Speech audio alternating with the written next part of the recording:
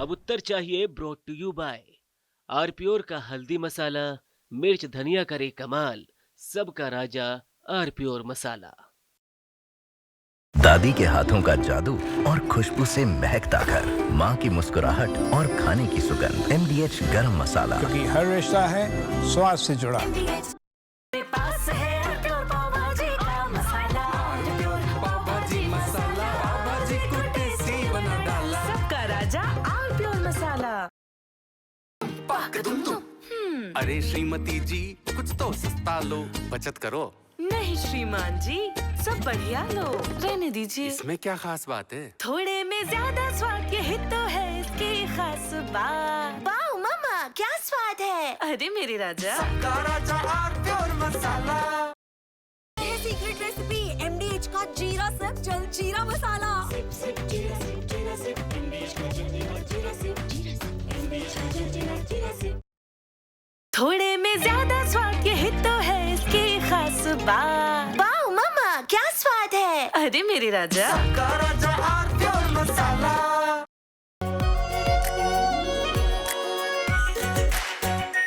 आरप्योर शाही paneer masala, delicious, healthy everyday. अब छोलिया हो या लोबिया, सफेद चने या काले चने, सब कुछ मजेदार बने। कुछ तो सस्ता लो, सब बढ़िया लो, इसमें क्या खास बात है? थोड़े में ज्यादा स्वाद, यही तो है इसकी खास बात। सबका राजा आरप्योर मसाला।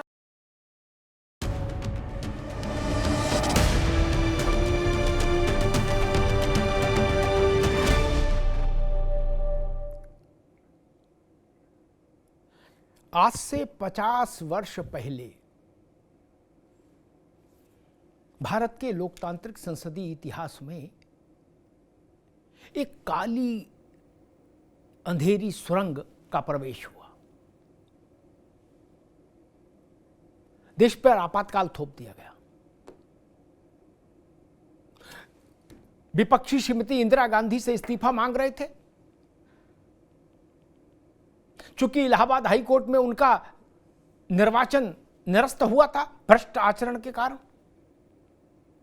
भ्रष्ट आचरण के कारण उनका चुनाव रद्द किया गया था। यानी उच्च न्यायालय ने माना था कि श्रीमती इंदिरा गांधी ने अपने चुनाव में भ्रष्ट आचरण का सहारा लिया, और हाई कोर्ट ने कहा कि आप संसद की कार्रवाई में भी भाग नहीं ले सकती। अब इंदिरा जी को इस्तीफा देने के लिए देश भर से मांग होने लगी कि इस्तीफा दो, इंदिरा गांधी को हटाओ, इस्तीफा दो। इंदिरा गांधी सुप्रीम कोर्ट आ गई। सुप्रीम कोर्ट ने कहा कि प्रधानमंत्री की कुर्सी पर तो रह सकती हैं, लेकिन पार्लियामेंट की प्रोसीडिंग में हिस्सा नहीं ले सकती, ये संसद की कार्रवाई में हिस्सा नहीं ले सकती। अब बताइए, ऐसा प्रधानमंत्री जिसको संसद में भाग लेने पर रोक हो, कैसे प्रधानमंत्री मान्य होगा किसी लोकतांत्रिक व्यवस्था में। देश भर में तूफान खड़ा हो गया, इंदिरा गांधी इस्तीफा दो, इंदिरा गांधी इस्तीफा दो। उसी समय प्रकट हुए सिद्धार्थ शंकर रे, उस समय के इंदिरा गांधी के मित्र, सलाहकार और फ्रेंड फिलोसफर और गाइड टाइप का कुछ मामला। सिद्धार्थ शंकर रे ने उनको समझाया कि इंदिरा जी ऐसी व्यवस्था कर दो कि ना रहे बांस ना बजे बांसुरी। जो लोग इस्तीफा मांग रहे हैं उन सबको जेल में भर दो। ऐसी व्यवस्था हो जाए कि जो बाहर रहे वो जय जय करे और जो खिलाफत करे वो अंदर जाए। और वहां से सूत्रपात हुआ देश पर आपातकाल थोपने का। ड्राफ्ट भी सिद्धार्थ शंकर रे ने तैयार किया। आज 25 जून को ही 11:30 बजे के रात में फखरुद्दीन अली अहमद, उस समय के राष्ट्रपति को वो ड्राफ्ट भेजा गया और कहा गया आपके हस्ताक्षर चाहती है प्रधानमंत्री इस पर। थोड़ी बहुत हीला हवाली के बाद फखरुद्दीन अली क्या करते बेचारे, उन्होंने दस्तखत कर दिए। 12 बजने से 1-2 मिनट पहले ही दस्तखत हो गए और देश पे लागू हो गया आपातकाल। कैबिनेट की बैठक भी अगले दिन हुई, उसमें इसको स्वीकृत कराया गया प्रस्ताव को। इंदिरा जी ने कहा था कि देश में अशांति फैलाई जा रही है और देश को तोड़ने की साजिश हो रही है, इसलिए ये आपातकाल लगाना पड़ रहा है। लाखों लोग जेल में गए, असहमति का हर स्वर कारावास के हवाले कर दिया गया। लोकनायक जयप्रकाश नारायण से लेके चौधरी चरण सिंह से लेके अटल बिहारी वाजपेयी, लाल कृष्ण आडवाणी, लालू प्रसाद यादव, मुलायम सिंह यादव से लेके रामकृष्ण हेगड़े तक तमाम नाम एक फेरिस्त है। पीलू मोदी, मीनू मसानी, चंद्रशेखर, तमाम लोग सब जेल में गए। मधु दंडवते, लाखों लोग जेल में ठूंस दिए गए मीसा और DIR जैसे अंधे कानूनों के जरिए। उस आपातकाल की बरसी है 50वीं, और इस समय सियासत में एक नया शोर शुरू हो गया। कहा जा रहा है कि वो इमरजेंसी थी तो ये भी इमरजेंसी है। मतलब इस समय जो भारत में शासन है नरेंद्र मोदी का, उस समय इमरजेंसी लगाने वाले लोग कह रहे हैं कि मोदी का शासन भी एक तरह की आपातकाल है। वो घोषित आपातकाल था, ये अघोषित आपातकाल है। अब राजनीति के आंगन में इस पे सिर्फ टवल हो रहा है कि घोषित आपातकाल क्या था और अघोषित आपातकाल क्या है। सियासत तो बेढंगी होती है कई बार।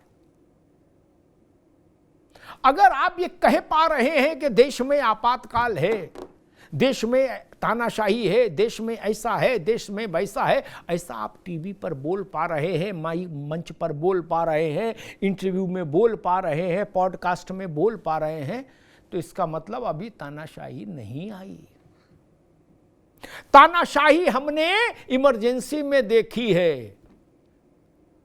जिसने नारा लगा दिया अपने घर के बाहर खड़े होके ही कि स्वर्ग से लोहिया बोल रहा है, इंदिरा शासन डोल रहा है, वो भी मीसा में गया, वो भी मीसा में गया, DIR में गया। असल तानाशाही का मिजाज ये होता है कि आप ये भी नहीं बोल सकते कि तानाशाही चल रही है। इमरजेंसी को लोग अनुशासन पर्व बोलते थे जो बाहर रहे थे, और जिन्होंने इमरजेंसी को तानाशाही कहा वो जेल में चले गए। आज देश में तानाशाही है ये कहने वाले भी मौज से ले रहे हैं, आनंद ले रहे हैं, देश के लोकतांत्रिक जीवन में फल और फूल रहे हैं जितनी उनकी क्षमता और सामर्थ्य है। ये एक बेसिक अंतर है 1975 की स्थिति में और आज की स्थिति में। हमारे साथियों ने एक रिपोर्ट तैयार की, पहले उस रिपोर्ट को देखिए, फिर मेहमानों से परिचय कराएंगे और फिर समझने की कोशिश करेंगे कि 50 साल पहले देश के साथ जो एक दुर्घटना घटी थी आपातकाल के रूप में, उससे भारत ने क्या और कितने सबक सीखे, और उस समय जो लोग, जो दल, जो परिवार इमरजेंसी के लिए जिम्मेदार था, आज वो संविधान की किताब लेकर संविधान के सबसे बड़े पैरोकार के रूप में खुद को स्थापित करने की कोशिश कर रहा है। इसके पीछे की सियासत क्या है इसको भी समझेंगे। पहले रिपोर्ट देखिए।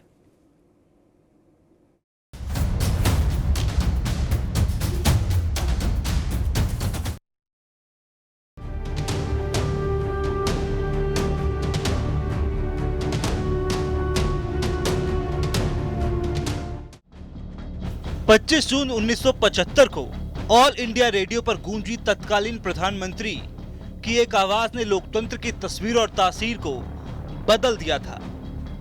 तब प्रधानमंत्री इंदिरा गांधी ने इमरजेंसी का ऐलान करते हुए संदेश दिया कि राष्ट्रपति ने आपातकाल की घोषणा की है, और इसी ऐलान के बाद 21 मार्च 1977 तक सरकारी दमन की हर वो दास्तां दस्तावेजों में दर्ज है जब जुल्म के इंतहा पार कर दी गई थी।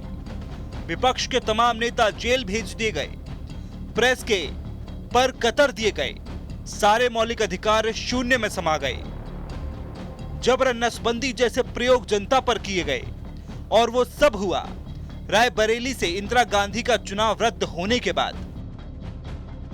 आज उसी आपातकाल को 50 साल पूरे हो गए हैं। भारतीय जनता पार्टी उसे भारत के लिए काला दिन बताकर संविधान की हत्या का दिवस मना रही है। कैबिनेट में एक प्रस्ताव पास किया गया। पीएम मोदी समेत सभी मंत्रियों ने 2 मिनट का मौन भी रखा। पीएम मोदी ने एक किताब का भी जिक्र किया है जिसमें आपातकाल के दौरान उनके संघर्ष और यात्रा का जिक्र किया गया है। आज ही के दिन कांग्रेस की उस समय की प्रधानमंत्री श्रीमती इंदिरा गांधी ने आपातकाल की घोषणा 50 साल पहले की थी, जो केवल एक राजनीतिक घटना नहीं थी बल्कि लोकतंत्र पर सीधा हमला था, एक कुठाराघात था। 25 जून 1975 की आधी रात को तत्कालीन प्रधानमंत्री इंदिरा गांधी ने आंतरिक अशांति का बहाना बनाकर भारत पर आपातकाल थोप दिया था और देश के संविधान की हत्या कर दी थी। 50 वर्ष बाद भी कांग्रेस उसी मानसिकता के साथ जी रही है। उसकी नीयत आज भी वैसी ही तानाशाही वाली है। बीजेपी देश भर में आपातकाल के विरोध में सेमिनार और सम्मेलन कर रही है। इस दौरान सीएम योगी ने भी सोशल मीडिया पर लिखा है, 25 जून 1975 भारतीय लोकतंत्र का काला दिवस है। इस दिन कांग्रेस ने देश पर आपातकाल थोपकर संविधान, अभिव्यक्ति की स्वतंत्रता और नागरिक अधिकारों का गला घोंटा। हम उन सभी लोकतंत्र सेनानियों को कोटिश नमन करते हैं जिन्होंने उस समय अत्याचारों के खिलाफ आवाज उठाई। देश की सुरक्षा पर कोई खतरा नहीं था, ना बाहरी था ना आंतरिक था। खतरा था तो इंदिरा गांधी की सत्ता पर था और जनता जागरूक हो गई थी। उन्होंने कहा कि हमने भावावेश में जो बहुमत दिया है इसका उचित उपयोग नहीं हो सकता है, और इस सब से परेशान होकर इंदिरा जी ने आपातकाल डाला। अब बीजेपी ने आपातकाल को लेकर कांग्रेस को कटघरे में खड़ा किया तो वार का पलटवार शुरू हो गया। कांग्रेस सहित विपक्षी दलों की दलील है कि वो घोषित आपातकाल था, आज अघोषित आपातकाल है। इतनी महंगाई बढ़ रही क्यों, उसका सवाल का उनके पास जवाब नहीं है। बेरोजगारी का नहीं है, भ्रष्टाचार का नहीं है, आर्थिक बदहाली जो हो गई, नोटबंदी जो हो गई, बाहर का काला धन लाने की जो बात हो गई, वो सब कहाँ है? और इनके जो फेल्यूअर्स है, झूठ जो बातें इन्होंने बार बार करते आए हैं, तो उस झूठ को छुपाने के लिए, अपने बातों को छुपाने के लिए वे आज ये नाटक रचे। हालांकि एक है घोषित और एक होती अघोषित। अगर हम इमरजेंसी को याद कर रहे हैं तो हमें अभी इस समय जो इमरजेंसी चल रही है उसको भी ध्यान में रखना चाहिए। आज की परिस्थितियां ऐसी कि अगर पत्रकार सच लिखना चाहें तो उन पे पाबंदी है। जाति के नाम पर, धर्म के नाम पर भेदभाव है, भ्रष्टाचार चरम सीमा पर है। आज उस समय घोषित इमरजेंसी है और भारतीय जनता पार्टी इस अघोषित इमरजेंसी की कब खुशी मनाएगी? ये तो मना रहे हैं क्योंकि राजनीतिक उन्हें लाभ उठाना, इसलिए मना रहे हैं भारतीय जनता पार्टी के लोग, लेकिन आज भी तो अघोषित इमरजेंसी है। ऐसी इमरजेंसी में भी नहीं हुआ जो घटनाएं आज हो रही हैं। बहरहाल आपातकाल के 50 साल पूरे होने पर अब सियासी संग्राम सजा है। इस सियासी बवाल में सवाल ये कि आपातकाल बनाम अघोषित आपातकाल के घमासान में किसका दावा दमदार। ओपी सिंह साहब हमारे साथ हैं, भारतीय जनता पार्टी के प्रवक्ता हैं। ओपी सिंह साहब का स्वागत है। डॉक्टर एसके दुबे साहब हैं, समाजवादी पार्टी के प्रवक्ता, दुबे जी का बहुत स्वागत है। विवेक नारायण जी हैं, कांग्रेस के नेता, विवेक जी का बहुत स्वागत है। अरविंद सिंह जी, राजनीतिक विश्लेषक, अरविंद जी का बहुत स्वागत। अरविंद सिंह जी, हमने आपातकाल देखा और हम आज का शासन भी देख रहे हैं। आपातकाल में जिसने ये कहा कि इंदिरा गांधी तानाशाही कर रही हैं, ये तो छोड़ो, ये तो डायरेक्ट हिट था। जिसने अपने घर के बाहर चौतरा पर भी धीरे से भी ये बोल दिया कि स्वर्ग से लोहिया बोल रहा है, इंदिरा शासन डोल रहा है, क्या उस समय नारा चलता था, वो डीआईआर और मीसम गया, 19 महीने बाद ही छूटा। देश में तानाशाही है, ये बोलने की आजादी नहीं थी किसी को। अपने मन में ही बोल सकते थे, कंठ से बोलेंगे तो अंदर जाएंगे। आज मैं ये देख रहा हूं कि सारे विपक्ष के नेता, चाहे वो छोटे हों चाहे बड़े हो, सब टीवी पर, पॉडकास्ट पर, ब्रॉडकास्ट पर, अखबार में, रैली में, मेला में, रेला में, मंच से, माइक पर ये बोल तो पा रहे हैं? नहीं। मुझे लगता है ये भी एक बुनियादी अंतर है। अरविंद जी, देखिए अमिताभ जी, इमरजेंसी देश लगा और इमरजेंसी लगने के बाद भारत की लोकतंत्र की सांसें कैसे रोकने की कोशिश की गई, मैं किसी राजनीतिक नेता के बयान को नहीं तो दो साहित्यकारों के कविताओं को कोट करना चाहता हूं। दो साहित्यकारों का नाम लेना चाहता हूं। एक है बाबा नागार्जुन और दूसरे डॉक्टर धर्मवीर भारती। इन दोनों को किसी पार्टी से नहीं जोड़ा जा सकता है। उस समय बहुत एक ऐतिहासिक कविता लिखी थी धर्मवीर भारती ने, मुनादी। उस स्पष्ट हो जाएगा कि इमरजेंसी में हालात कैसे थे। धर्मवीर भारती लिखते हैं कि जीप अगर बादशाह का है, जीप अगर बादशाह का है तो उसे बच्चे के पेट पर से गुजरने का अधिकार क्यों नहीं है? आखिर सड़क भी तो बादशाह का ही है ना। तो मतलब बादशाह जो चाहे वो करे, अपने बच्चे को, अपने जीप को बच्चे के पेट पर से गुजारता है, बच्चे को रोकता है। तो इमरजेंसी में उस समय के तानाशाह को, उस समय के शासक को वो भी अधिकार हासिल था और संसद के अधिकार को, न्यायपालिका के अधिकार को सीमित कर दिया गया था। मैं एक बात कह के अपनी बात पूरी करूंगा। देखिए, इमरजेंसी केवल लक्षण था।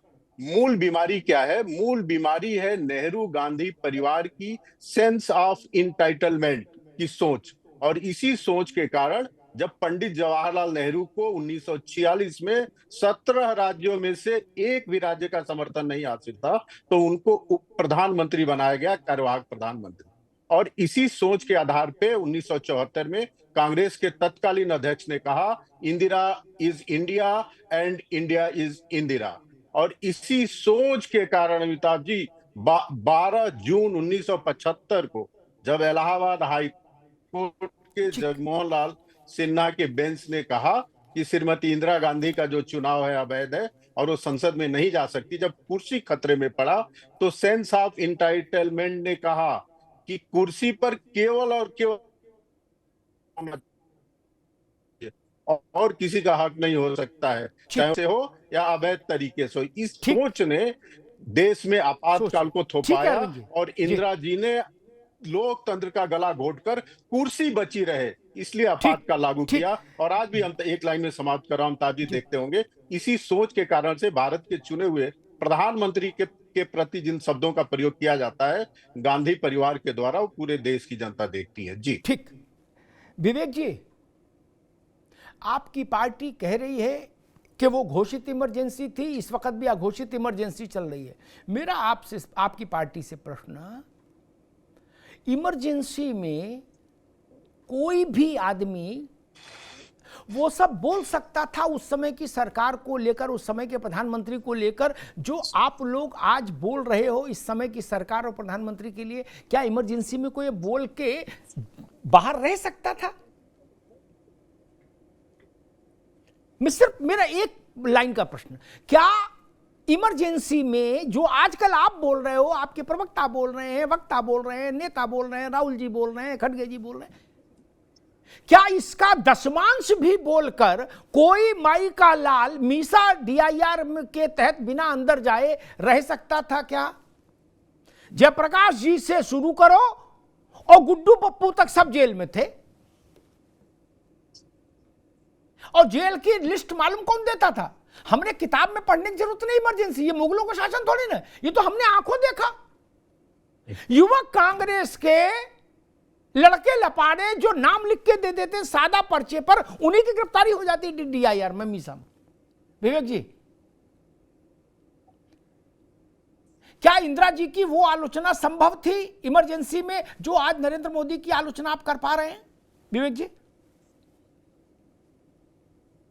अमिताभ जी, इमरजेंसी के बारे में पूरी भारतीय जनता पार्टी 11 सालों से बता रही है, हर साल बताती इसको है। आपने बताया, अभी और लोग बताएंगे ये जी। तो वो सारी बातें आपकी सही हैं, लेकिन जो कांग्रेस ने कहा है कि अघोषित इमरजेंसी, ये 200% सत्य है ये। नहीं, मैंने तो विनम्र अब सवाल पूछा, क्या आप नहीं, इंदिरा जी के समय में जो इंदिरा जी है वही नरेंद्र मोदी है, दोनों कुर्सी एक? क्या कोई इंदिरा गांधी की ऐसे टीवी पे बैठ के आलोचना कर सकता था?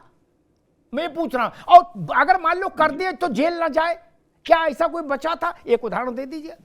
जी जी, इस समय भी यही स्थिति है। इस समय भी कोई भी आप जेल गए अभी तक, आपको तो गिरफ्तार नहीं किया गया विवेक जी। आप मेरे ख्याल से कई लंबे समय से हमारे साथ बोल रहे हैं। ये तो आप सब लोगों की शुभकामनाएं हैं, नहीं अच्छे लोगों राहुल की जी साथ खड़गे, एक मिनट विवेक जी, विवेक जी एक मिनट रुकिए। राहुल जी, खड़गे जी और 100 नेता बड़े गिन लीजिए, क्या कोई जेल गया? उस समय तो जयप्रकाश नारायण, आडवाणी, वाजपेयी, चंद्रशेखर, पीलू मोदी, मीनू मसानी सब जेल में थे, मधुलिमय, दंडवते, सब। कौन नहीं जेल में था? अमिताभ जी, जी जी, आपकी बात बिल्कुल। आप लोग तो अभी जेल नहीं गए। जी, क्यों नहीं गए जेल? आप ताकतवर हैं इसलिए जेल नहीं गए क्या? अमिताभ जी, आपकी बात सारी अभी और लोग कहेंगे, सबको आत्मसात करते हुए 11 सालों से देश पूरा सुन रहा है। एक एक पन्ना अभी शायद पूरे नहीं हो पाए, आपातकाल के हैं, जो भी भाजपा अभी भी कुछ पन्ने और खोल रही है। 11 सालों में पन्ने नहीं खुल पाए। लेकिन एक चीज मैं कहूंगा, मैं जनता की बात वो कहूंगा, ज्यादा तथ्यों में नहीं, तथ्य वाले विद्वान लोग बैठे हैं, तथ्य की बात करेंगे कि आज जब भी कोई बात होती है नोटबंदी की, जीएसटी की, कोरोना के टाइम की, तो उसका जवाब हमें हर जगह पे यही मिला कि उसके बाद तो हम जीत के आ गए। तो जनता ने कहा उसको माना। आज वही अगर मैं पूछता हूं कांग्रेस की तरफ से कि 2.5 साल के बाद इंदिरा जी को दोबारा देश की जनता ने प्रधानमंत्री बना दिया, तो इस प्रश्न का औचित्य क्या रह जाता है? बताइए पहले आप। जो ये आप ही नैरेटिव बना रहे, आपने बनाया 11 सालों से। आपने नोटबंदी की बात करी, हमने कुछ कहा, देखिए उसके बाद जीत के हम आ गए। कोरोना की बात करी, उसके बाद देखिए हम जीत के आ गए। पुलवामा की बात करी तो आपने कहा जीत के हम आ गए। आपने जो नैरेटिव बनाया कि जीत को ही सब कुछ मान लिया आपने, चाहे महाराष्ट्र की बात हो, चाहे झारखंड की बात हो, चाहे हरियाणा की बात हो। आज अगर वही बात आप देखें तो आप कह सकते हैं, तो क्या हम नहीं कह सकते हैं कि जो सत्य है, 2.5 साल के बाद इंदिरा गांधी को देश की जनता ने दोबारा फिर प्रधानमंत्री बनाया। ठीक, बताइए ये। तो इसलिए ये सिर्फ एक झुंझुना वाली सरकार है। अपने मुद्दों से हटाने के लिए इनको कोई न कोई झुंझुना चाहिए है। ये झुंझुना है, इसके अलावा कुछ नहीं है। ठीक है विवेक भाई। विवेक जी ने कहा, मैं दुबई जा रहा हूँ पास, विवेक जी ने कहा कि उसके बाद इंदिरा जी जीत के आ गए। ये तर्क यहाँ इसलिए लागू नहीं, घटना घटी, उसके तुरंत बाद का चुनाव, उस घटना पर जनादेश होता है। उसके एक चुनाव छोड़ के अगला चुनाव नहीं जनादेश होता है। इंदिरा गांधी ने इमरजेंसी लगाई, उसके बाद चुनाव हुआ 77 में, मार्च में। इंदिरा गांधी हारी, उंगली गिनो विवेक जी, अभी बीच में तो आएंगे नहीं आप, उंगली गिनो। इंदिरा गांधी हारी, संजय सिंह हारे, संजय गांधी हारे, बंसीलाल हारे, ओम मेहता हारे, विद्याचरण शुक्ल हारे। जितने लोग खलनायक थे आपातकाल के, सब हारे, बुरी तरह हारे। कांग्रेस भस्मीभूत हो गई उत्तर प्रदेश और बिहार में, उत्तर भारत में। वो तो दक्षिण ने लाज रख ली, ने कहा मुंह दिखाते। सीताराम केसरी से भी बुरी स्थिति में कांग्रेस आ जाती। मेरी बात आंकड़े देख लेना, गलत नहीं होगी।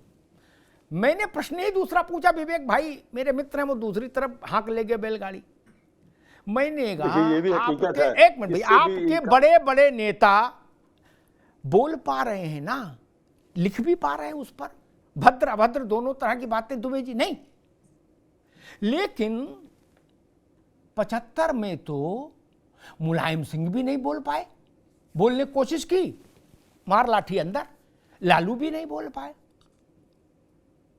कोई नहीं बोल पाया। इंदिरा गांधी को आप तानाशाह कहें और जेल ना में ठूस दिए जाएं, ये तो संभव ही नहीं था। यहां कम से कम ताल ठोक के आप भला बुरा तो कह ही रहे हो पूरा मंच से, और माइक में भी नई बैटरी डाल के, ताकि आवाज बिल्कुल खनकदार जाए। तो जनता कंफ्यूज हो रही है दुबे जी कि इसको इमरजेंसी कैसे माने। अगर विपक्ष को सरकार की सार्वजनिक आलोचना करने का स्वतंत्र हक हासिल है तो इमरजेंसी का तो चरित्र ही नहीं है। हमने तो इमरजेंसी देखी ना, दे लाठी अंदर और ऐसा अंदर किया, बाप मर गया, अम्मा मर गई, पैरोल नहीं मिला, बंदी प्रत्यक्षीकरण याचिकाएं दायर करनी पड़ी, जॉर्ज जैसे नेता को डायनामाइट कांड में फंसा के जेल भेज दिया। दुबे जी, आपकी पार्टी के किसी बड़े नेता के साथ अभी तक तो नहीं हुआ। आप लोग तो धुआंधार बोल रहे हो, नहीं, और धारदार बोल रहे हो, बिल्कुल शेर व शायरी में भी बोल रहे हो। क्या यह हुआ ऐसा किसी के खिलाफ? दुबे जी। अनुत्री साहब जी, क्योंकि भारतीय जनता पार्टी ने जो है वो पैटर्न चेंज कर दिया। मामला पैटर्न का है, सिस्टम का है। इस सिस्टम को किस तरीके से हम चेंज करके वही सब चीज जो कांग्रेस कर रही थी वही सब चीज, अगर मान लीजिए आपको जेल भी भेज दे तो क्या समस्या आ जाएगी? मान लीजिए आपको जेल ही भेज दे तो क्या समस्या आ जाएगी? कुछ नहीं, जा रहे आप जेल में चले जाएंगे। नहीं, आपसे मेरा मतलब जो लोग मैटर करते हैं आपकी पार्टी में, मान लीजिए वो लोग जेल चले जाएं तो चले ही जाएंगे। इमरजेंसी में जयप्रकाश जी जेल चले गए, किसी ने रोक लिया था क्या? नहीं ना। तो राजनीति में जेल जाना कोई वो थोड़ी है। नहीं ना बाबू, ऐसा ना कहो। नहीं अभी जो लोग राजनीति कर रहे हैं, दुबे जी, एक मिनट दुबे जी, ऐसा ना कहो। अभी जितने लोग राजनीति कर रहे हैं ना मेन स्ट्रीम में उत्तर प्रदेश में है, आपकी पार्टी में उनमें कितने लोग जेल गए जरा पूछिएगा धीरज से। जो आपका जेल जाना सामान्य बात है। आप लोहिया और जयप्रकाश और नरेंद्र देव के दौर के हो, गजब बात कर रहे हो। जेल दूर से नहीं देखी होगी और जेल जाना सामान्य बात है हम लोगों के लिए है। अभी जेल चले जाओ तो हाय मत जाएगी। बता दो कौन जेल गए? मुलायम सिंह जी के बाद कोई जेल गया? कोई नहीं गया। और आप ऐसा कह रहे हो कि हम लोग तो मतलब क्रांतिकारी हैं, आते जाते रहते हैं जेल। एक पैर रेल में, एक पैर जेल में। आपका पांव ना रेल में है ना जेल में है, जहाज में है। अब बताओ भैया। आप सुनिए, आपने बोला कि मेरे पार्टी में अभी कौन है जो जेल में अभी राइट नाउ गया कि नहीं गया, या पिछले में नेताजी के बाद। आज भी मेरी पार्टी में लोग हैं जिन्होंने वो दौर देखा, क्योंकि हम तो उस साल में पैदा हुए थे, इसलिए हम तो नहीं कह सकते कि क्या, लेकिन आज भी उस दौर के बारे में जब बुजुर्गों से बात होती है तो पता चलता है, जैसा कि आपने भी कहा। मामला ये नहीं है, मामला ये है कि भारतीय जनता पार्टी के नक्शे कदम तो कांग्रेस के नक्शे कदम पर चल रहे हैं। आप हमें एक एग्जांपल करके बता देंगे। पहले सरकारें, चाहे कांग्रेस की किसी की भी सरकार रही हो, तो 356 का डायरेक्ट यूज करके उन्होंने राष्ट्रपति शासन हटाओ, खेल खत्म, बस पूछना नहीं है, कुछ करना नहीं, सीधा ऑर्डर आता था। आज क्या हो रहा है? पैटर्न चेंज हुआ। उन्होंने कहा कि भाई नहीं, हम बदनाम हो जाएंगे। अभी उन्होंने कहा संख्या तोड़ो, यानी कि जिस पार्टी के पास संख्या है उसके विधायकों को तोड़ो। तोड़ पानी करके उन्होंने कहा अब उनकी संख्या कम हो गई, अब अपने तरफ से उनको मिलाओ, ये करो वो करो, अंतोगत्वा अपनी सरकार बनाओ। चीज एक ही है, सरकार बदलना, कैसे बदलना, वो पैटर्न चेंज हुआ। आप जो बोलते थे कि उस समय आखिरकार आपातकालीन की जरूरत क्यों पड़ी, आप देखिए, लक्षण देखिए। उस समय भी, जहां तक मेरी जानकारी, मैंने जो पढ़ा, उस समय भी बेरोजगारी, महंगाई चरम सीमा पे थी। 71 का वो बांग्लादेश वाला जो पाकिस्तान के साथ युद्ध हुआ था, लोग त्राहिमाम कर रहे थे। निश्चित तौर पर इंदिरा गांधी जी ने उस समय ये सोचा होगा कि नहीं, हम इन सबको दबा दें, और अगर हम इमरजेंसी लागू कर देते हैं तो ये सब दब जाएगा। लेकिन चूंकि लोकतंत्र का माहौल था, जानकारी आपको गलत दी जिसने भी दी जी, ये कारण नहीं था इमरजेंसी का, गलत जानकारी दी जिसने भी दी जी। नहीं, इसमें गलत, और इसमें कौन सा ब्रह्मा बैठे हैं कि ये आप जो मोबाइल में आ गया वो ब्रह्मा जी ने कह दिया महाराज। अरे इसमें भी तो हमारे आप जैसे लोग लिख पढ़ रहे हैं। जो आर्टिकल में, जो उसमें हमने पढ़ा, आप भी पढ़ेंगे। आप भी उस समय, मेरे को नहीं लगता कि 15-20 साल के होंगे, आप भी उस समय आई थिंक अंडर 18 होंगे, तो ठीक है, ये चीज अलग है। लेकिन आप भी पढ़ेंगे, हम भी पढ़ेंगे, सब लोग पढ़ते ही हैं, उसी से पता चलता है। उस समय भी यही रीजन था, उन्होंने उसको दबाने का रीजन को ये दूसरा रीजन बनाया, नहीं था। माध्यम दूसरा चुना। ठीक है दुबे जी, ठीक है, जो भी है जी, आज ठीक आज जो माध्यम, आज जो परिस्थितियां हैं, आप जी। देखिए महंगाई चरम सीमा पे है जी, और बेरोजगारी चरम सीमा पे है। देश में एक दूसरे से व्यवस्था कैसे बढ़ाई जाए, ठीक है, और उसका ठीक है। बेनिफिट राजनीतिकरण जी, कैसे किया जाए, ठीक है। उसका बेनिफिट लेके सत्ता में हम कैसे बने रहें, ठीक है दुबे जी, चीजें वही। ठीक है दुबे जी, अग्निहोत्री ठीक जी, है। आप मैं माने या ना माने? जी ठीक है, मैं आऊंगा आपके पास, ओपी सिंह के पास चलो। मैं एक बात कर दूं कि आपातकाल लगाया क्यों गया। दुबे जी ने ये बातें कही वैसी हैं जिसी कथा के बाद पंडित जी कहते हैं प्राणियों में सद्भाव हो, धर्म की जय हो, अधर्म का नाश हो। नहीं, जवाहरलाल जी के समय में सबसे ज्यादा हिंसा थी देश में, सबसे ज्यादा आक्रोश था, रक्त रंजित देश था विभाजन के कारण। बेरोजगारी क्या तो लिमिट ही नहीं थी, थर्मामीटर लगाओ तो ब्लास्ट कर जाए, इतनी बेरोजगारी थी, गरीबी चरम पर थी देश में। ये इसलिए ये नहीं, ये कोई कारण नहीं था इमरजेंसी लगाने का, नहीं तो नेहरू ने लगा दिए होते। उनके काल से तो फिर स्थितियां सुधरनी शुरू हुई। सबसे ज्यादा बुरी स्थिति में तो भारत विभाजन के समय था, तो जवाहरलाल नहीं लगा देते इमरजेंसी, इसलिए ये तर्क ठीक नहीं। मैं बताता हूं, जगमोहन लाल सिन्हा ने इंदिरा गांधी का चुनाव निरस्त कर दिया राजनारायण की पिटीशन पर। दो समझ लीजिए, और आप लोग तो राजनारायण के वंशज हो, आप लोग राजनारायण को विसार दिए। बोले कौन राजनारायण, क्या वो मुलायम सिंह से पहले की पीढ़ी के समाजवादी थे। मुलायम सिंह जी बहुत बाद के समाजवादी हुए। खैर, और उसने दो बातें कही हाई कोर्ट ने। एक तो कहा कि इंदिरा गांधी ने भ्रष्ट आचरण किया। क्या दुबे जी, विवेक जी आप भी नोट कर लो, भ्रष्ट आचरण किया। कहा यह प्रधानमंत्री पद पर रहने के योग्य नहीं, मेंबर रहने के योग्य नहीं, पार्लियामेंट की कार्रवाई में भाग नहीं ले सकती, चुनाव रद्द। इंदिरा जी सिद्धार्थ शंकर रे की सलाह पर सुप्रीम कोर्ट आई। उनको उम्मीद थी कि सुप्रीम कोर्ट से हमको हाई कोर्ट का फैसला पलट जाएगा। सुप्रीम कोर्ट वाले विवेक जी, उनने आधा पलट दिया। क्या आधा उनने हलाल करके छोड़ दिया। क्या उनने कहा कि नहीं ठीक है, प्रधानमंत्री रह सकते हैं इंदिरा गांधी, लेकिन पार्लियामेंट नहीं जा सकती। तो ऐसा प्रधानमंत्री देश को मंजूर नहीं। दुबे जी सुन लीजिएगा, आपके फाउंडर को मंजूर नहीं था, इसलिए आपका विषय, इसलिए उसमें मुलायम सिंह जी को जोड़ दे रहे हैं। और उनके जैसे लाखों लोगों को मंजूर नहीं था जो पार्लियामेंट नहीं जा सकता, जिसका चुनाव अवैध आचरण के कारण, भ्रष्ट आचरण के कारण खंडित किया गया, रद्द किया गया। इंदिरा जी से कहा गया कुर्सी छोड़ो, उनने कहा कुर्सी नहीं छोड़ेंगे, हम इमरजेंसी लगा देंगे और तुम सबको जेल में ठूंस देंगे जो कह रहे हो कुर्सी छोड़ो। उसमें ऐसा नहीं था कि तोरई के भाव बढ़ गए थे, लौकी महंगी बिक रही थी, कोई कल को कहेगा नहीं प्याज का मसला था, दूसरा कहेगा करौंदे का मामला था। ये सब छुटपाते नहीं थी मालिक। ये बातें होती तो जवाहरलाल जी के समय में नहीं इमरजेंसी लग जाती यार। उस समय तो रक्तपात ही रक्तपात था, शरणार्थियों से भरा हुआ देश था, कहीं प्लेग फैल रहा था, कहीं महामारी फैल रही थी। ये तो पता है ना हमको, आपको ये विषय नहीं। ओपी सिंह जी भाई सब कह रहे हैं जो इंदिरा ने किया सो आप कर रहे हैं। क्या उनने घोषित किया आप अघोषित कर रहे हो क्या? अब बड़ा सवाल उठ रहा है कि इंदिरा गांधी कम से कम ये तो कर पाई कि जिन्होंने कहा कि इंदिरा गांधी तानाशाह है, क्या उनने उनके 20-20 लाठी मार के तत्काल प्रभाव से जेल में डाल दिया और 19 महीने जेल में सड़ाया। उनका नाम कुछ रहा हो, जयप्रकाश जी हो चाहे कोई हो, छोटा बड़ा कुछ नहीं, बोले भेदभाव नहीं, पंक्ति भेदम न कारयेति, कोई भेदभाव नहीं, सीधे अंदर चलो। नहीं, और तोहमत आप पर वही लग रही है कि आप भी वही कर रहे हो जो इंदिरा जी ने किया। जी। मैं अभी अखिलेश जी को सुन रहा था, वो कह रहे थे एक ही बात है, जो इंदिरा जी ने किया वही भाजपा वाले कर रहे हैं।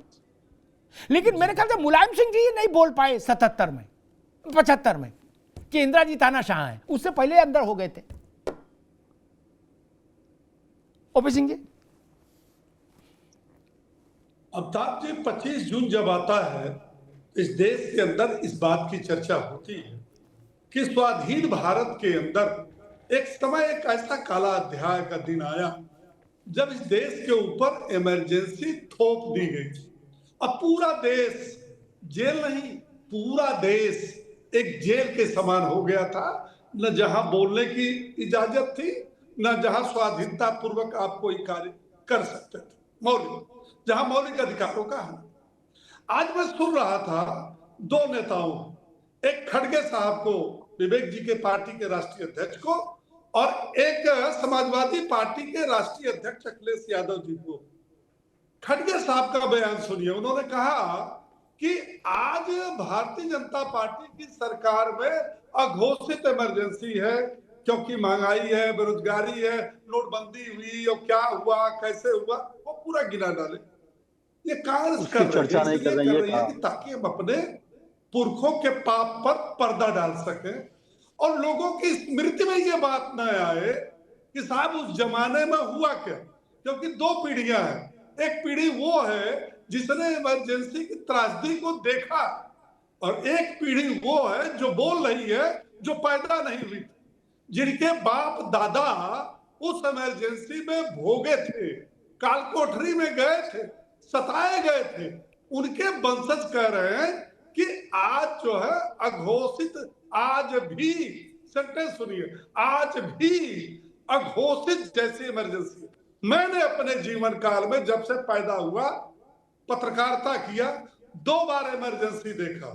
एक बार 75 से 77 और एक बार मुलायम सिंह की सरकार में भी मैंने इमरजेंसी देखी थी, जब गुंडे, माफियाओं, आतंकवादियों और जितने बड़े बड़े गुंडे थे वो या तो जेल के अंदर से या जेल के बाहर से खुली तलवारें, खुली बंदूकें, खुली लेकर के चलते थे, और आम आदमी दहशत में था। वो भी इमरजेंसी देखा है, वो भी इमरजेंसी देखा है जब सनातनियों के ऊपर सीधे सीधे गोली चला करके सरजू के पानी को लाल कर दिया गया, और वो भी इमरजेंसी अपनी पत्रकारिता जीवन में देखा है जब उनके जमाने में हल्ला बोल हुआ था तो उस समय समाचार पत्र नहीं छप पाते थे और उस समय समाचार पत्रों पर पाबंदियां थी।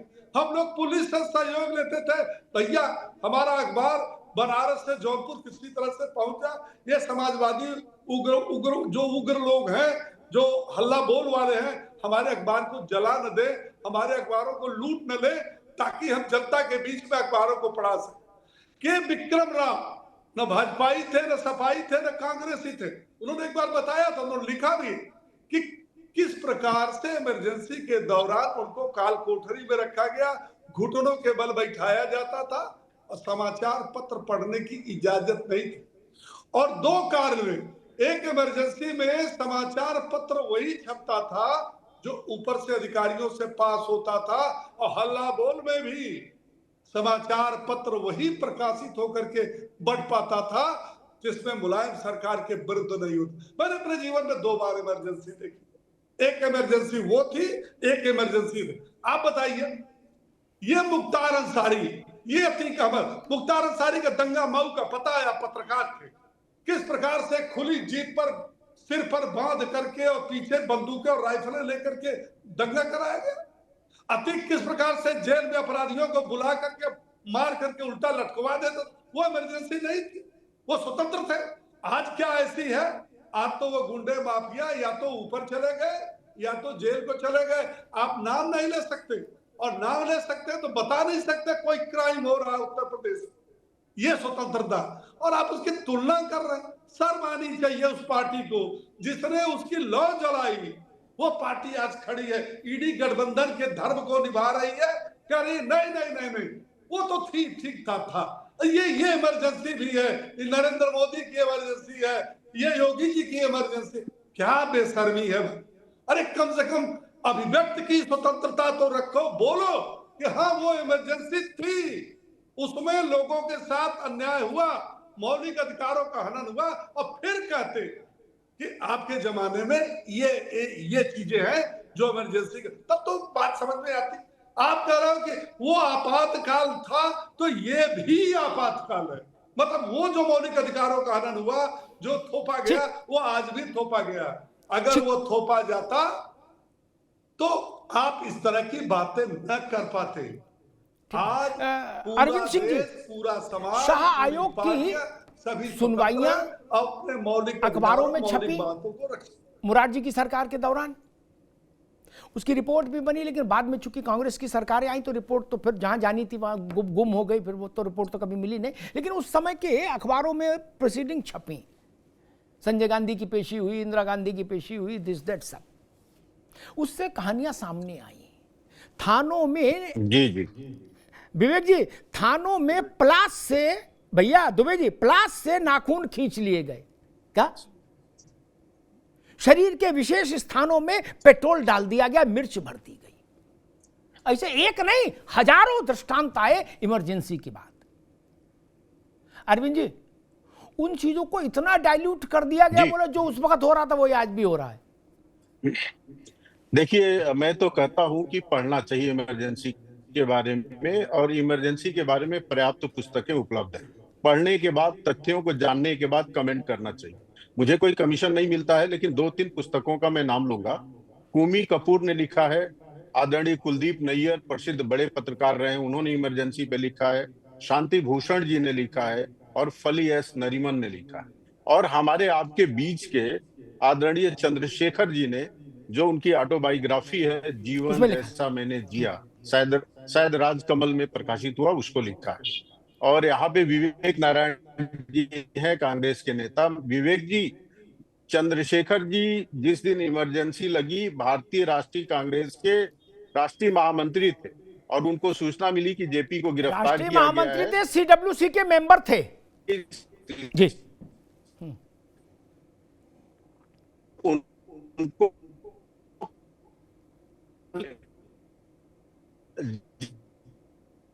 अरविंद जी, आवाज कट रही है आपकी। उनको पार्लियामेंट थाने में लाया गया है। चंद्रशेखर तत्काल नई दिल्ली के पार्लियामेंट थाने में गए, जेपी जी को जब गए तो चंद्रशेखर को सूचना दी गई कि आप भी गिरफ्तार हो, गिरफ्तारी हो गई। तो ये केवल कह देना, आलोचना के लिए बात कहीं से भी सटीक नहीं लगती है। आज इमरजेंसी होती तो अमिताभ अग्निहोत्री जी ये प्रोग्राम नहीं कर पा। ठीक बात है विवेक जी, हाथ कंगन को आरसी क्या, पढ़े लिखे को फारसी क्या। अगर इमरजेंसी होती तो आप और हम बैठकर ऐसे कार्यक्रम कर पाते। इमरजेंसी में तो कोई कार्यक्रम ही नहीं हुआ। सरकारी बाबू अखबार की खबर देख के पास करता था। गुजराल से क्या कहा था संजय गांधी ने, ए गुजराल इधर आओ, इधर आओ। वो इंदिरा जी की कोठी से निकल रहे थे, क्या बगल कमरे में जगदीश टाइटलर, कमलनाथ और अर्जुन सिंह, क्या नाम था ये दिल्ली का अर्जुन, नाम भूल रहा हूं, वो ये सब लोग बैठे थे संजय गांधी समेत। संजय गांधी कहा गुजराल इधर आई के, बोले आज से आकाशवाणी के, तब दूरदर्शन था नहीं, बोले आकाशवाणी के सारे समाचार पहले मेरे पास आएंगे, मैं ओके करूंगा फिर चलेंगे। क्या तो हम आप ऐसा तो नहीं कर पाते, और मान लो कोशिश करते तो मीसा में अंदर हो जाते। विवेक जी, इसमें तो कोई दोहराई नहीं। कम से कम इस बात का तो सुख मनाओ कि आप दशहरी आम खाने के लिए बाहर हैं, नहीं लंगड़ा खाओ चाहे चौसा, कन्नौज में मस्त घूमो, और जब मन आए तो टीवी में बोलो। विवेक जी, गलत तो नहीं कह रहा? इसकी तो तारीफ करो। मान लो अंदर करने में कितनी देर लग रही सरकार को, सरकार होती है। जब 1.5 लाख लोगों को इंदिरा जी ने अंदर कर दिया तो उनको किसी ने रोक लिया नहीं ना। बाद में चुनाव ही हारी, लेकिन कर तो दिया अंदर। तो ये तो इसके लिए तो ऊपर वाले को धन्यवाद दो कि हमको दशहरी आम खाने को मिल रहे घर पे बैठ के ठंडे में। विवेक जी अमिताभ जी, जितना आप बता रहे हैं इमरजेंसी के बारे में, हमारे भाजपा के और अरविंद सिंह जी ने बताया। 11 सालों से देश सुन रहा है ये, और जिस तरीके से आपने भी ये बीभत्स तरीके से बताया नाखून वाला, हजारों तो साल सुनते हैं। हम आज भी सुन रहे हैं कि औरंगजेब ने हमारे मंदिर तोड़े। बात पूरी करने दीजिए। मुझे मणिपुर याद आ गया। मणिपुर में हमारी माताओं बहनों के साथ क्या काम हुआ। आपने जब ये बात कही कि वो बीभत्सा बड़ी थी या मणिपुर वाली बड़ी थी, जरा ये भी देखिए। हाँ, बताइए। आप भी एक बहुत प्रतिष्ठित पद हैं, बिल्कुल आप भी तमाम कवरेज करी है, आप भी बड़े हैं। आप सोचिए उसके सामने जो महिलाओं के साथ वहां कृत्य मणिपुर में हुए, वो क्या बीभत्स कम थे। और 140 करोड़ की जनता की संसद में बैठे प्रधानमंत्री जी से उन्होंने सत्र नहीं बुलाया। उसके बाद जब बुलाया भी गया विपक्ष के कहने से अविश्वास प्रस्ताव के जरिए, तो आप देखिए वो सीन फुटेज जरा कि प्रधानमंत्री जी किस तरह हंस के मणिपुर की बात कर रहे थे। उनकी हंसी देखिए आप, कैसे मजाक कर रहे थे मणिपुर के ऊपर चर्चा जब हो रही थी। आज क्या वो विभत्स मुझे याद आ रहा है। और दूसरी बात अमिताभ जी, एक देखिए तथ्य तो आप लोग बता ही रहे हैं, 11 साल से सब लोग बता रहे हैं, पूरा देश सुन रहा है। मैं मोटी बात जानता हूं कि हम दुनिया के सबसे बड़े जमहूरियत हैं, जनता से बड़ा यहाँ कुछ नहीं है। जितना बीभत्सपना हुआ, जो भी कुछ हुआ, जनता ने उसका जवाब कांग्रेस को दिया। कांग्रेस सत्ता से हट गई, लेकिन जनता को अपनी भूल का एहसास 2.5 साल में हो गया कि हमने अरे इनकी बातों में कैसे आ गए, इन्होंने तो बड़ा बड़ा के इतना बताया, इतनी बातें करी, तो जनता को भूल का एहसास हुआ और 2.5 साल के बाद उन्हीं इंदिरा गांधी को फिर सत्ता में बैठा दिया। ठीक, तो जनता जनार्दन से बड़ा कोई नहीं होता।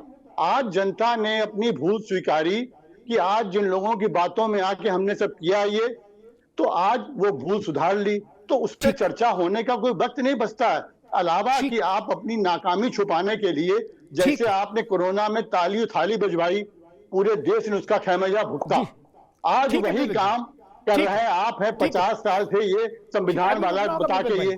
ठीक है, आगे बात। मुझे मौका थोड़ा स्पेस, अमिताभ जी थोड़ा स्पेस मुझे चाहिए आज जरा। आप देखिए, संविधान की हत्या दिवस आप मनाते हैं। मैं एक बहुत मामूली बात कर रहा हूं जो एक आम आदमी समझेगा। एक पूरे हमारे देश में परंपरा रही कि जब भी प्रधानमंत्री कोई विदेश यात्रा करते थे तो संसद में आके उसके बारे में पूरा ब्रीफ करते थे, बताते थे कि विदेश यात्रा में ये हासिल हुआ, ये हुआ। क्या 14 सालों में, 11 सालों में ये परंपरा निभाई गई?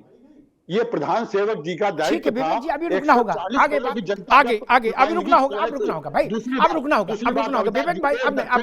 अब दुबे जी की आवाज, विवेक जी आगे बात कैसे हो रही है और चुनाव 30 सेकंड में पूरी चयन के नंबर, तो आपने चीफ जस्टिस को हटा दिया, 2 लोग सरकार के क्यों रहे? आप 3 लोगों की कमेटी बन रही है, अब रुकना होगा, अब रुक लोग सरकार के रहेंगे। विवेक जी की आवाज रुक गई, अब दुबे जी के पास चलेंगे। चीफ जस्टिस को कोई सरकार नहीं हटाती। इंदिरा जी ने जरूर किया था कि एचआर खन्ना को सुपरसीड समेत 6 जजों को सुपरसीड करके अपने पसंद वाले को चीफ जस्टिस बना दिया था। बाकी कोई सरकार नहीं हटाती। एक तो विवेक जी को ये याद रखना होगा। दूसरी बात मैं कह रहा हूं कि इस अंतर को हमेशा समझिए।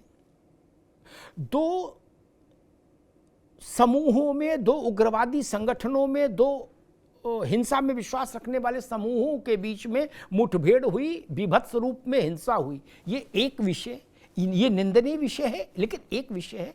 और सरकार किसी के नाखून खिंचवा ले, ये सबसे गंदा विषय है लोकतंत्र में, ध्यान रखिएगा।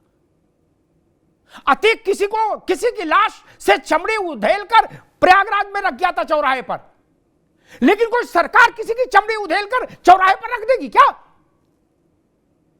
अतीक तो अपराधी था, सरकार अपराधी हो जाए तो डूब मरने की बात होती है। विवेक जी, आप इसलिए अच्छा बोल पा रही हैं कि ईश्वर की कृपा रही, आपके परिवार से कोई इमरजेंसी में जेल नहीं गया कन्नौज में। क्या गया होता तो 11 साल नहीं, 1100 साल नहीं भूलते, 1100 साल नहीं भूलते। बिन कासिम को भी नहीं भूला देश, 7वीं शताब्दी में आया था, 712 में, उसको भी नहीं भूले। कैसे भूल जाए? जिनके बाप मर गए तड़प तड़प के, जिनकी महतारी मर गई तड़प तड़प के, लड़के का मुंह नहीं देख पाए कि लड़का जेल मीसा में बंद है, उनसे पूछिए जाके ये गोल गोल बातें अच्छी लगती हैं क्या? आप बंद होते तो मैं पूछता, मित्र कहो मित्र कैसी कटी, तब पूछता। दुबे जी, वही प्रश्न है कि आप आलोचना भी कर पा रहे हैं और दशहरी आम भी खा पा रहे हैं अपने घर की छत पर बैठ के ठाठ से। नहीं, इमरजेंसी में आलोचना यहां तक आई नहीं कि आप मीसा DIR में अंदर, उसके बाद मिलाई भी नहीं, ये भी समझ लो, मिलाई भी नहीं। बंदी कहां है ये नहीं पता, बंदी प्रत्यक्षीकरण याचिका लगानी पड़ती थी कि हमारे चाचा बंद हुए, ये हैं कहां, ये तो बता दो कौन जेल में। दुबे जी, मेरी बात दूरी रह गई थी जी, पूरी करिए, इसीलिए तो आए आप। मैं आपकी बात से सहमत हूं, इस बात से नहीं, आपकी बात से सहमत हूं, लेकिन आज हमें आप बता दीजिए, आप यहाँ बैठे हैं, प्रधानमंत्री की 2 बुराई करके आप दिखा दीजिए, और कल 24 घंटे के अंदर अगर आप अंदर ना हो तो मैं राजनीति छोड़ दूंगा। अग्निहोत्री जी। आप लड़ाई कर रहे हो, आप क्यों नहीं अंदर हुए? आप क्या ताकतवर है उससे नहीं हुए? ऐसा तो कुछ भ्रम है नहीं। आप क्यों नहीं अंदर हुए? मैं क्या बता रहा हूँ? नहीं आपकी पार्टी के बड़े नेता क्यों नहीं अंदर हुए? अरे सुनिए, वही तो, अरे सुनिए, क्या डर लगता है उनसे सरकार को? ऐसा तो नहीं मान सकते। नहीं सुनिए, अरे आप पूरी बात तो जी जी। और ये चीज मैं इसलिए कह रहा हूं कि आपने देखा होगा कि किस तरीके से अगर कोई आलोचना करता है तो उस पर केस ठोक दिया जाता है और उसको अंदर कर दिया जाता है। आप सोचिए, हो सकता है हमने एक चीज यूज किया था, पैटर्न चेंज किया, थोड़ा सिस्टम लचीला बना दिया, चीजें वही हैं, चीजों में कोई परिवर्तन नहीं है, लेकिन ठीक है समय के अनुसार है। उसके बाद भी इंदिरा जी की सत्ता आई, उसके बाद भी महंगाई है, ये आ रहे हैं ना, लेकिन इसका भी एक अंत आएगा। मैंने पहले भी कई बार कहा है कि अगर आप कांग्रेस के पैटर्न पे चलेंगे तो कांग्रेस से भी बुरी हालत आपकी हो जाएगी आने वाले कल में, लेकिन वो समय इंतजार करना पड़ेगा। पब्लिक दंड देती है लेकिन थोड़ा टाइम देती है।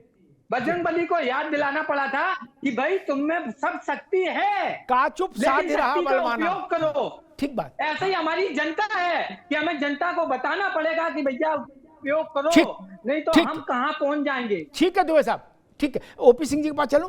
मैं दुबे जी से कहूंगा कि आपके पास कोई और काम तो नहीं, किसी नेता के पास मनरेगा में तो काम करना नहीं, जनता को यही बताओ, क्यों नहीं बता रहे? बताने में कमी क्यों है? पूरा बताओ। और विवेक भाई कह रहे थे कि जनता ने अपनी गलती असीम सुधार ली 2.5 साल बाद। हाँ, और मनमोहन सिंह की बात तो ऐसी गलती सुधारी कि मामला साफ ही कर दिया, 3 बार हो गया। ये भी ध्यान रखना होगा। ओपी सिंह जी, मूल बात यह है कि विवेक जी की पार्टी हो, दुबे जी की पार्टी हो, उनको लग रहा है कि इंदिरा जी की समय की पार्टी ने जो गिरफ्तारियां की और जो थानों में सरकारी प्रताड़नाएं हुई, वो सब इतनी महत्वपूर्ण चीज नहीं है, वो छोटी मोटी चीजें हैं। अभी जो हो रहा है वो ज्यादा गंभीर है। और एक चीज मेरी समझ में नहीं आ रही कि जब आप ये तोहमत लगी रही है कि भाई ये भी इमरजेंसी है, वो भी इमरजेंसी थी क्या? जी। और फिर कहा जा रहा है कि भाई हमारी गिरफ्तारी कोई करके दिखा दे। मैं ये नहीं समझ पा रहा हूं, स्वतंत्र हैं इसका आनंद नहीं ले रहे, गिरफ्तारी की चुनौती दे रहे हैं। ये परिस्थिति तो ठीक नहीं। आप कहते हैं वो कांग्रेस के साथी बार बार करें कि भारतीय जनता पार्टी, उनको कष्ट ये नहीं है कि इमरजेंसी में क्या हुआ, उनको बखूबी पता है और एसके दुबे को भी पता है। दिक्कत ये है कि ये 11 साल से भारतीय जनता पार्टी को भूल जाना चाहिए, इस देश को भुलवा देना चाहिए। वो क्यों बार बार इमरजेंसी की त्रासदी को 25 जून को लाके खड़ा कर देते हैं? और उनके साथ आप ये बताइए कि आप उस दौर से गुजरे हैं, आप उस दौर से गुजरे हैं, आप उस दौर की पार्टी है और आप वही गलती कर रहे हैं। बात ये नहीं है, मैं उनको बताना चाहता हूँ, देखिए बड़ा आक्रोश में है इसके दुबे, और इसका संभालिए, बहुत गुस्से में है। वो गलतियां मत करिए। अरे शांत हो जाइए, शांत हो जाइए, शांत। मैं बताता हूँ, बहुत अच्छी नसीहत आपने भी दिया है, बहुत अच्छी नसीहत आपने दिया है। एसके दुबे शांत होकर सुनिए। आप समाजवादी पार्टी के प्रवक्ता बोल रहे तो मैं तो नहीं बोल रहा था। देखिए समाजवादी पार्टी को कष्ट क्या है, हमें अफसोस इस बात का है, इस बात का है कि आप भी उसी आंदोलन की उपज हैं। आपके भी कई नेता उस आंदोलन में थे, आपातकालीन का आपने भी सामना किया, लेकिन उसके बावजूद भी अगर आप वही गलतियां करेंगे तो आप कहां जाएंगे? आप हमें वो बताइए। अरे यही बात अखिलेश यादव को बताइए, यही बात अखिलेश यादव को बताइए कि उनके पिता को सरकार ने काल कोठरी पे बंद कर दिया। अब तुम उनके वंशज पुत्र हो, अब तुम कांग्रेस की हिमाकत करते हो। आप कांग्रेस की जो है हिमायती बन रहे हैं। जिसने समाजवादी पार्टी की स्थापना की, जिसके नाते अखिलेश आपके मुख्यमंत्री बने, राष्ट्रीय अध्यक्ष बने, उनको शर्म आनी चाहिए कि हमारे पिता को इसी कांग्रेस से 4 डंडा मार करके काल कोठरी में। अरे ये बात छोड़िए, हम कांग्रेस का समर्थन नहीं करते उस बात में, अरे बिल्कुल कर रहे हो। आज आप डिबेट पर बैठ के यही चिल्ला रहे हो करते हैं कि आपने एक बार हम उसका विरोध करते हैं, हम उसका विरोध करते हैं कि आपातकालीन के लिए कांग्रेस दोषी है, आपने उसकी निंदा लेकिन की, आप क्यों उसके आपने पैटर्न उसको पे चल गलत रहे कहा। हैं? आप तो भारतीय जनता पार्टी के, आप कांग्रेस के पिछलग्गू बन करके भारतीय जनता पार्टी के बता रहे हैं कि वो आपातकाल था, ये भी आपातकाल है। क्या बात करते हो यार? अखिलेश यादव को जेल भेजा गया कभी? रोज तो जो है भारतीय जनता पार्टी के खिलाफ बोले। और दूसरी बात, आप हमको नसीहत दे रहे हो कि जो हम कर रहे हैं उसका भरना पड़ेगा। आपने कौन सा कर्म किया था? 2 बार से विधानसभा चुनाव बुरी तरह से हार रहे हो, 3 बार से केंद्र में जो है भारतीय जनता पार्टी की लगातार सरकार, ये जनता है, ये जनता जनार्दन की बात है। आप उसी में उलझे, कितने साल आप सत्ता तो से बाहर टीवी के रहे? पार्टी हो। ये मत बात करिए कि हम 3 बार हारे या 2 बार हारे। आप अपनी सोचिए कि आपने कितने चुनाव हारे हैं, कितने सालों से सन 82 से आप हारते चले आए हैं, उसके बाद क्षमता में आके पूर्ण सत्ता में आए हैं। आप सोचिए कितने साल हो गए, तो भारतीय जनता 18, पार्टी 14, के 32 खिलाफ साल आपको भोगना पड़ा। तो ये बात मत करिए, एक राष्ट्रीय पार्टी के प्रवक्ता हो, लेकिन ये बात सच्ची नहीं है। कि अगर तुम्हारे अहंकार मत पैदा करो, अहंकार रावण का भी नहीं रहा, मैं बता रहा हूँ, और अहंकार रावण का भी खत्म हो गया था। तो भारतीय जनता पार्टी तो मामूली चीज है। ठीक है, मैं दोनों मित्रों को रोकूंगा, ओपी सिंह साहब को भी, दुबे साहब को भी, दोनों मित्रों को रोकूंगा। अहंकार किसी को नहीं करना चाहिए लोकतंत्र में, न पक्ष को न विपक्ष को, ये सच बात है। लेकिन हम इस बात पर गर्व कर सकते हैं, हमको गर्व करना चाहिए कि हम उस लोकतांत्रिक व्यवस्था का हिस्सा हैं जिसमें विपक्ष के नेता सत्ता की अपने मनमाफिक आलोचना कर पा रहे हैं, तीखी से तीखी आलोचना, और कई बार उसमें अभद्रता का पुट भी आ जाता, वो भी चल रही है, और फिर भी स्वतंत्र हैं, जेल में नहीं है, लाठी नहीं खा रहे, नाखून नहीं खिंचवा रहे, जयप्रकाश जी की तरह किडनी क्षतिग्रस्त नहीं की जा रही उनकी गिरफ्तार करके। जयप्रकाश बाबू की किडनी क्षतिग्रस्त की गई थी, वो नहीं हो रहा। नहीं तो कोई नेता आके हमको बता दे, हम उसके पक्ष में खड़े हो जाएंगे कि हमारी पार्टी के बड़े नेता को बंद कर दिया और उनकी किडनी स्लो पॉइजन देके खराब कर दी। नहीं, किसी की नाखून खींचे हो तो वो बताओ भैया। आप लोग तो रोज पार्टी ऑफिस में प्रेस कॉन्फ्रेंस कर रहे हो या होटल में कर रहे हो क्या? चाहे समोसा चल रहा है इसका मतलब अमन चैन है? नहीं, इसका मतलब अमन चैन है? मैं तो कम पढ़ा लिखा आदमी हूं, मुझसे कोई कहे कि ये इमरजेंसी है, मैं कहूंगा ना। मैं तब तक इमरजेंसी को इमरजेंसी नहीं मान सकता जब तक मैं ये नहीं देख लूं कि 1.25 लाख से ज्यादा लोग एक रात में गिरफ्तार करके जेल में ठूंस दिए गए। जब तक मैं ये ना देख लूं कि जयप्रकाश जी जैसी महान आत्मा, संत आत्मा जेल में ठूंस दी गई। जब तक मैं ये ना देख लूं कि सरकार के प्रधानमंत्री के पुत्र के पास आकाशवाणी के समाचार पहले जानते थे, वो ओके करते थे तो चलता था। जब तक मैं ये ना देख लूं कि विद्याचरण शुक्ल ने अखबार के मालिकों को बुला के क्या कहा था, आज समय नहीं तो मैं बताता उन्होंने क्या कहा था, और रामनाथ गोयनका ने उनसे क्या कहा था वो भी दृष्टांत देता। गोयनका ने कहा था कि विद्या बाबू भूसा भर लेंगे बिल्डिंग में, अखबार बंद कर देंगे, लेकिन आपके कहे से नहीं चलेंगे। ये बात कर रहे कि इमरजेंसी लग गई देश में। बाबू किसी बड़े बूढ़े से एक बार पूछ तो लो जिसने इमरजेंसी झेली हो, वही आपकी बात का खंडन कर देगा, और हो सकता है आप पर नाराज भी हो जाए कि मौज ले रहे हो, बता रहे इमरजेंसी लग गई। इमरजेंसी ऐसी होती है, फिर वो बताएगा कैसी होती है। मुझे पूरा भरोसा है कि मुलायम सिंह जी ने अखिलेश जी को बताया होगा कभी कभी कभी इमरजेंसी के प्रसंग को, अवश्य बताया होगा। चरण सिंह जी ने कभी न कभी अजीत सिंह को बताया होगा, जयंत चौधरी को अजीत सिंह ने बताया होगा। कौन बचा था? विपक्ष का एक नाम लीजिए जो बचा हो। और कौन लोग लिस्ट बनाते थे? युवक कांग्रेस के चलते फिरते लड़के, क्या वो बोले इसके दुबे अंदर कर दो तो अंदर हो गए। न कागज न बही, जो युवा कांग्रेस कहे संजय गांधी टीम कहे वही सही। ऐसा हुआ। चंद्रशेखर का उदाहरण अभी अरविंद जी ने दिया। चंद्रशेखर छोटे नेता थे, सीडब्ल्यूसी के मेंबर थे भाई, इंदिरा गांधी के नजर में उनकी हैसियत थी, जनरल सेक्रेटरी थे, लोकप्रिय थे। उनका पाप इतना कि उन्होंने इंदिरा गांधी से कहा कि इंदिरा जी, जयप्रकाश बाबू नेता नहीं, मैं उद्धृत कर रहा हूं उनका, इंदिरा गांधी से कहा था, इंदिरा जी जयप्रकाश बाबू नेता नहीं है, वो संत हैं, संत से मत लड़िए, सब कुछ ध्वस्तीभूत हो जाएगा। तो उन्होंने कहा इसको भी, दाढ़ी वाले को भी अंदर करो, भेजो अंदर। वो भी अंदर हो गए। मैं तो कहूंगा इस बात के लिए ईश्वर का आभार व्यक्त करें, विवेक जी, दुबे जी दोनों, क्या कि 2 टाइम घर में नाश्ता कर रहे हैं, बढ़िया भोजन कर रहे हैं, दशहरी आम खा रहे हैं, टांग फैला के सो रहे हैं, और जब मन में कुछ होता है, अंदर से हुक उठती है तो बोल देते हैं देश में ऐसा है, देश में वैसा है, तबाही आ गई, क्या, और फिर भी दशहरी मिल रहा है। ये छोटा काम है क्या? इमरजेंसी में तो सपने में ही छूट थी इंदिरा गांधी की आलोचना की, दुबे जी, क्या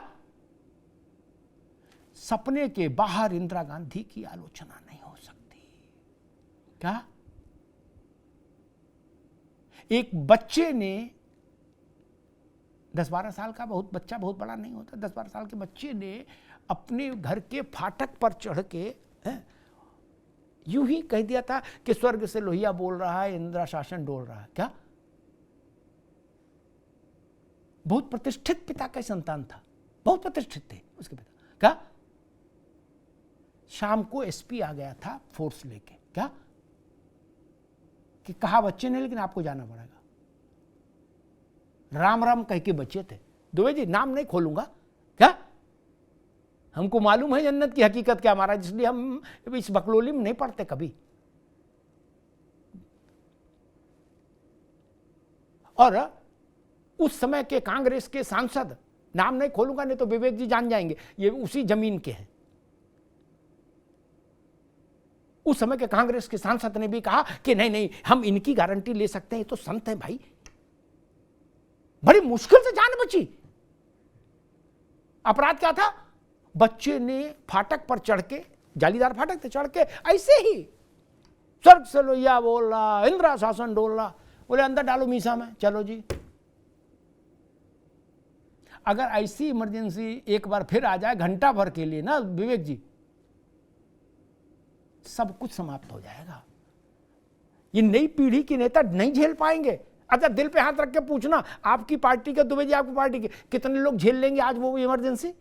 क्या जो सफेद जूता, सफेद मोजा, सफेद पैंट, सफेद वो शर्ट पहन के मोटा मोटा सब 5-7 अंगूठी और 250 ग्राम चेन वाला जो है फॉर्च्यूनर, वो प्रजाति झेल लेगी इमरजेंसी? इमरजेंसी वो झेल पाए थे जो इतनी मोटी खादी पहनते थे देह पर और चमरौदा चप्पल पहनते थे। दुबे जी वो इमरजेंसी झेल पाए? 6 एसी लगा के सोफे पे अर्ध निद्रित अवस्था में लेटे रहने वाले नहीं झेल पाएंगे इमरजेंसी। प्राण छूट जाएगा, प्राण। विक्रम राव साहब का उल्लेख किया, अब वो स्वर्ग में हैं। वो बताते थे कि जॉर्ज साहब के साथ क्या होता था, और जॉर्ज के साथ ही विक्रम राव साहब भी थे अभियुक्त, उनके साथ क्या होता था। विक्रम राव अपराधी थे? नहीं, वो भारत के एक महान परिवार के वंशज थे। उनके पिता वो थे जिनको जवाहरलाल नेहरू ने सबसे योग्य संपादक मानकर अपने लिए रखा था, नेशनल हेराल्ड में रखा था। उस परिवार के साथ आपने ये किया। इसलिए मित्र, ठाकुर जी का प्रसाद चढ़ाओ, राम भली करें, इमरजेंसी किताबों में ही रहे हैं। ऐसे मत बुलाया करो, क्योंकि आपकी जीभ पर कभी सरस्वती बैठ गई मान लो किसी क्षण में, क्या, और आप इमरजेंसी इमरजेंसी चिल्ला रहे हो, और इमरजेंसी आ गई तो दैया रे चिल्लाना पड़ेगा। फिर ध्यान रखना, दैया रे दैया मार डारो, क्या, क्योंकि हमने ये चिल्लाते लोगों को देखा है। इसलिए ये मत बोलिए, बाकी सारी बात बोलिए, मेरी आपत्ति है अब इमरजेंसी शब्द मत बोलिए। मुझे शब्द से ही चिढ़ है। इस शब्द ने लाखों लोगों को निशब्द कर दिया। ऐसा शब्द भारत में स्वीकार्य नहीं। धन्यवाद।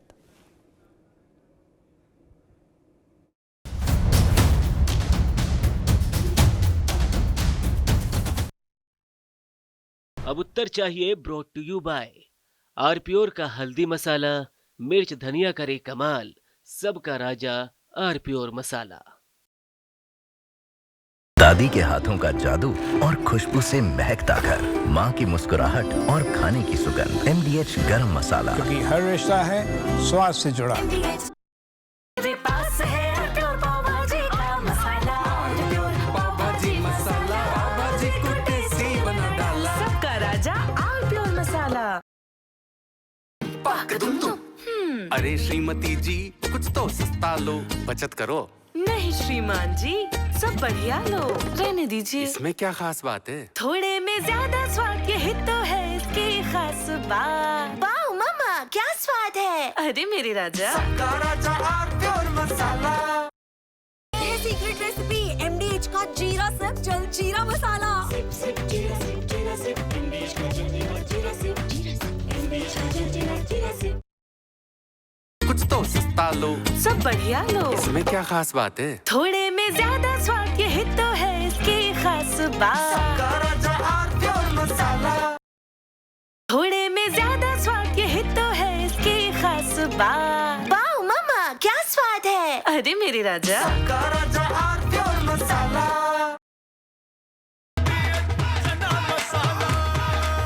अब छोलिया हो या लोबिया, सफेद चने या काले चने, सब कुछ मजेदार बने।